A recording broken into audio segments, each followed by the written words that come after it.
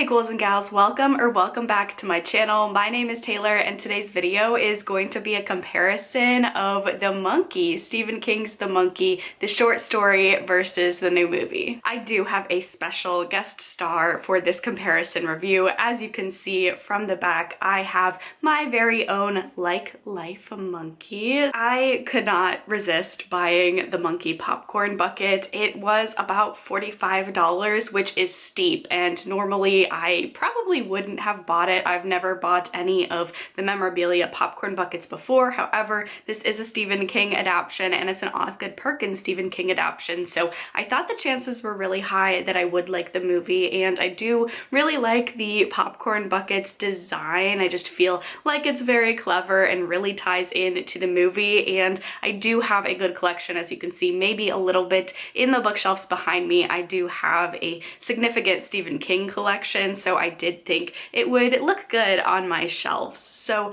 I do have my own very special monkey back there. So fingers crossed that he does not start drumming during my review. So let's go ahead and get started. Basic overview. The Monkey is not a standalone novel. It's actually a short story in the Stephen King short story collection, Skeleton Crew. This was originally published in 1985. So this is an older collection. It is a part of Stephen King's very massive backlist. So I had no familiarity with this story. I first saw the Monkey teaser trailer and I realized, okay, if I want to read the book before the movie, because I do tend to prefer that way of viewing media that is based on a book, is to read the book first. So I saw the Monkey teaser trailer first and I was intrigued. It seemed very interesting. I feel like I'm not the only Stephen King fan that has very mixed opinions on adaptations. Some of them are amazing, some of them are okay,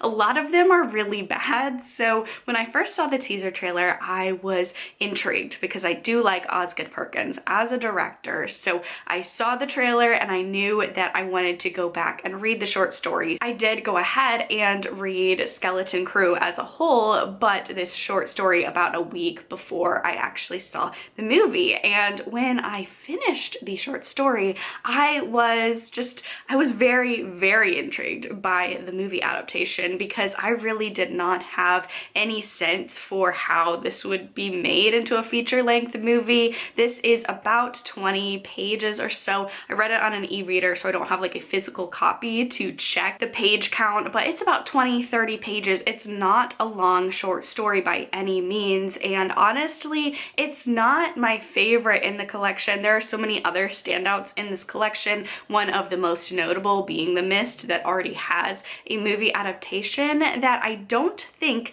that I would have really had any special feelings towards it had I not known that this was being turned into a movie. So very intrigued when I sat down in the movie theater seats to see The Monkey, and right away it becomes very clear these two are very different in terms of tone. The Monkey, Osgood Perkins' The Monkey, is based on Stephen King's The Monkey, honestly, kind of like the movie The Conjuring is based on true events. There's definitely a core comparison to be made, because if you strip the story to its very bare bones, it's about a boy who is now a man named Hal and a toy monkey that has a lot of influence about death. That's really the biggest similarity between these two. They're very different in tone, they're very different in plot. There's a lot happening. So honestly, for this one, I do think that I did enjoy the movie a little bit more than the Monkey short story, just in terms of, I thought that it was just more of an interesting watch. The Monkey short story was a good short story, but it wasn't one of my favorites of the collection, and it's, again, very short. It's more of an idea or a concept rather than a high action plot. So the Monkey movie, I think I prefer between the two. However, this is one where honestly you could read the short story and watch the movie, or watch the movie and read the short story. They're so different in terms of tone and theme that I don't think you're going to be disappointed by one over the other. It's very clear Osgood Perkins did not set out to make a page by page exact replica of the short story, and I like an adaptation like that. I like taking a source material and kind of making it your own while still very much appealing to the audience. I really enjoyed going through Letterboxd reviews and seeing so many that said, oh yeah, this is definitely a story that was written by Stephen King. Could definitely tell it's a Stephen King movie because of how absurdist and crazy it is, and that it's very fun, and it really illustrates the point that it's vastly different from the source material, but it still does feel like a Stephen King story. So I think if you are a constant reader, if you really love Stephen King books, it's going to be different. It's going to be a different experience, but I do think that Perkins kind of captured, not necessarily the monkey, but I think he captured like a Stephen King storytelling style. And what I mean by that is the monkey short story is a lot more serious in tone, and the monkey movie kind of feels like in tone a lot of ways like almost like the Tommyknockers or something like that. So it feels very Stephen King-y, just very different than the source material. So that's the brief overview. I had a lot of fun with it. It's not my favorite Stephen King adaptation, but it's a fun movie. It's a fun horror comedy, and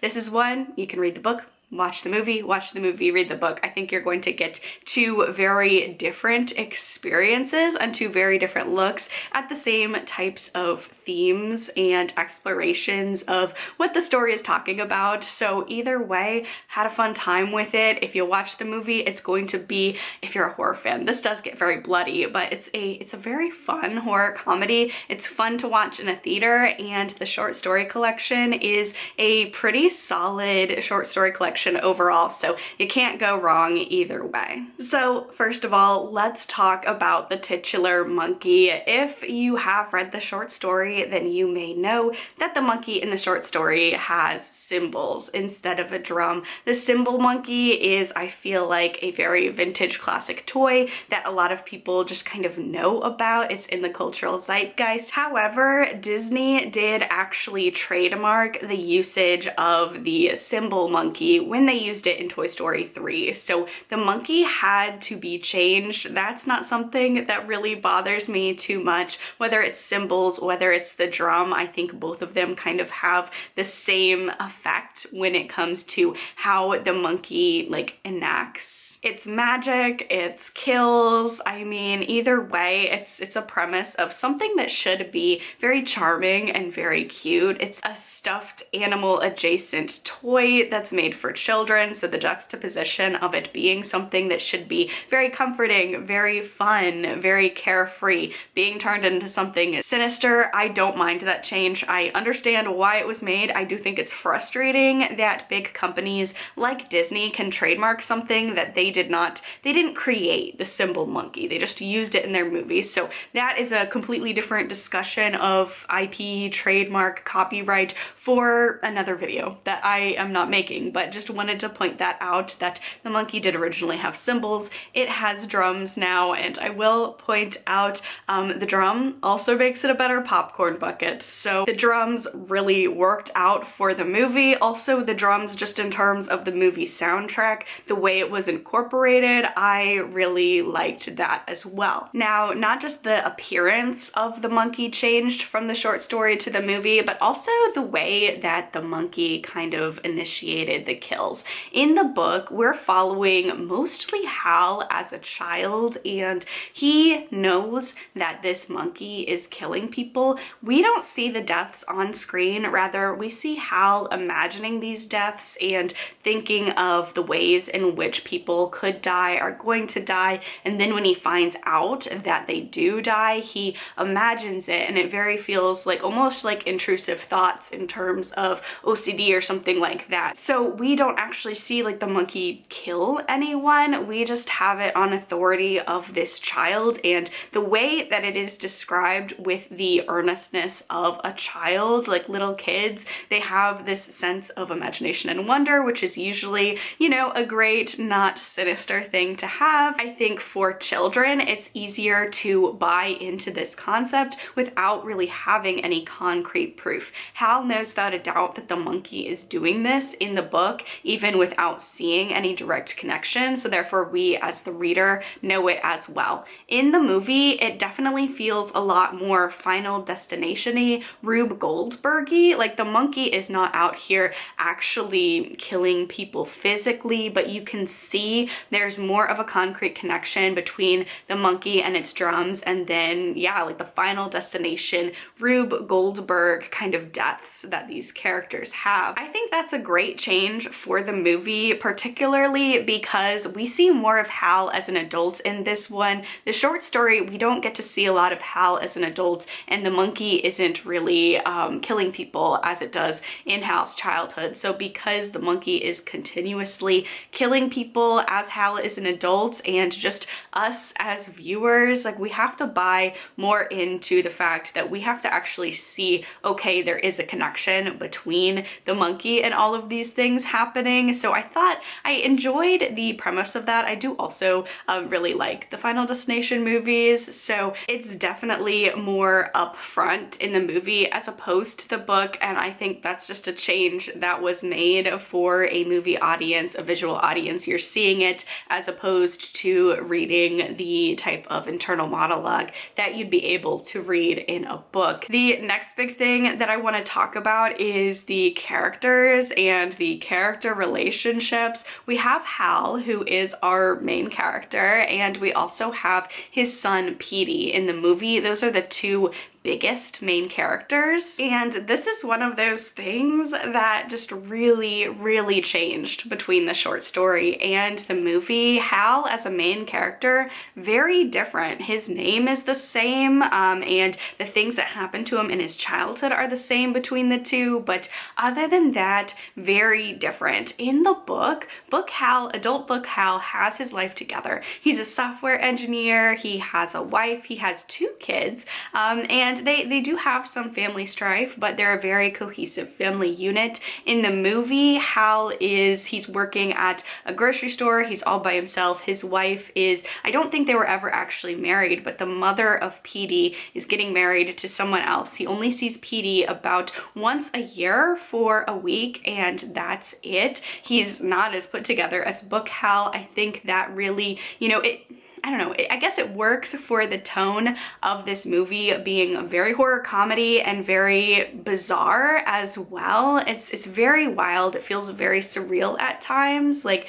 very, not slapstick, but it's just over the top and odd and strange. And I guess this Hal kind of works more for what this movie turns out to be. I did think that was very interesting, and at first I was really taken aback by just how different Hal was and the relationship with his son. Petey also in the book is 6 or 7, something like, he's very much younger than the preteen teenager Petey that we see in the movie. And I don't know, I understand, I guess. I understand because, like I said, the family dynamic and the characters within the family, very absurdist, and it fits with the weird comedy elements of the movie. But just the book, I liked the relationships in the book. It was short, so you didn't really have a lot of time to dive deep into complex family dynamics, but you know, I don't know, I liked how it was more of a cohesive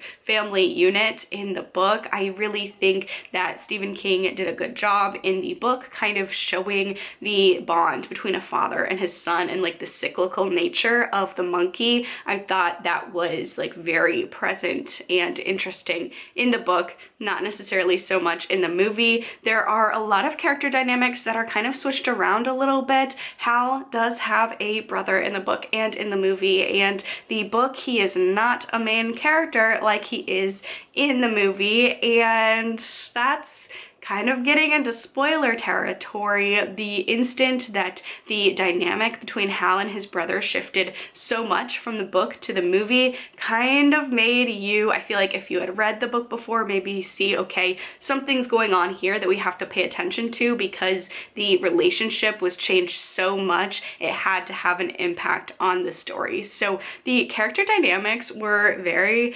strange and off-putting at first as someone who had read the book before, but they're weird. They don't feel like real relationships a lot of the time, but this movie doesn't feel very realistic either. So that does work. That's like the biggest difference that really pushes me into the next topic that I wanted to talk about, which is just the theme and the tone. Both the movie and the short story have to deal with death.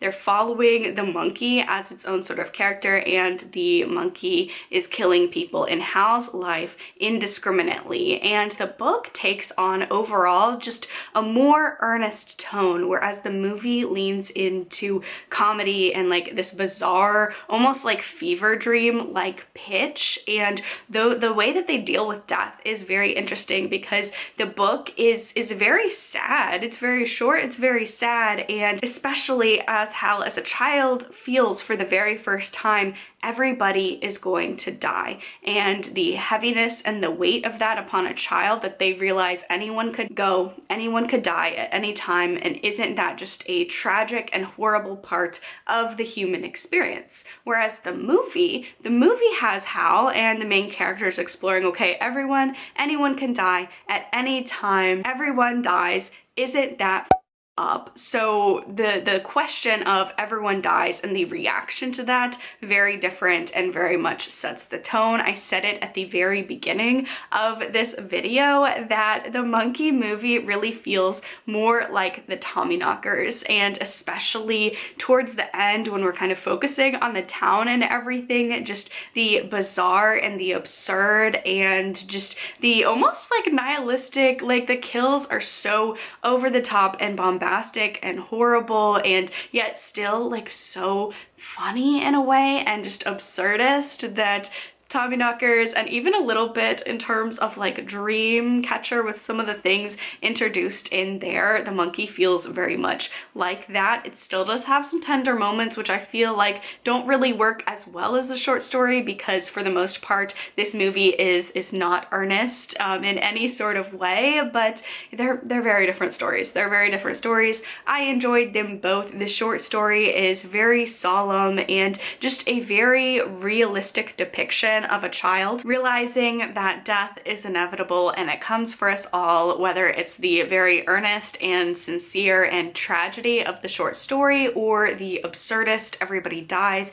May as well have a little bit of fun with it. As the movie suggests, I think it's a pretty solid standalone story. They're both interesting takes on just how effective like childhood nostalgic horror is in terms of toy horror. Toy horror usually doesn't do it for me. Like, I'm not scared of Chucky or any of like the doll adjacent horror. So in terms of making a very sincere short story into a movie, I just think that I get why it was transformed kind of into a horror comedy, because I mean, look at him, he's so cute back there. It's a funny concept. It's a funny concept that this cute little monkey back there could be the engineer of such terror. So yeah, I did have a good time with the movie. It was fun to watch in theater. We had a very like fun theater viewing experience. Me and my partner did. There were other people in the theater and we all just had a fun time. It's so fun when you go to see a movie and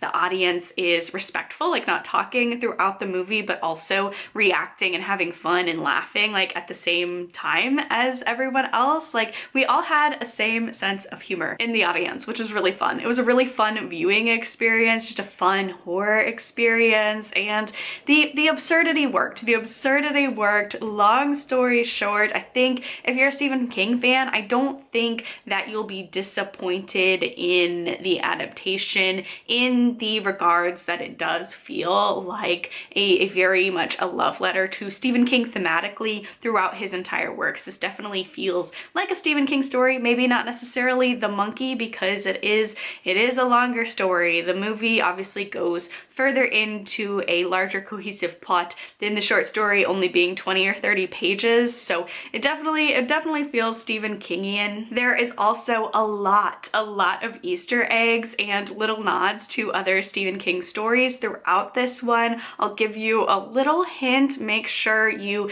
listen hard during one of the scenes to catch the babysitter's name, but there are a lot of Stephen King Easter eggs as well. So overall, had a fun time with the movie. Definitely in terms of if you're looking at it as a exact replica adaptation, doesn't do a good job at that. These are very different stories, but thematically felt fun. So yeah, thank you all so much for watching this video. Have you seen The Monkey? Definitely let me know your thoughts down below. Don't forget to subscribe to my channel to watch more content from me. Stay safe, stay spooky, and I will see y'all in the next video. Bye!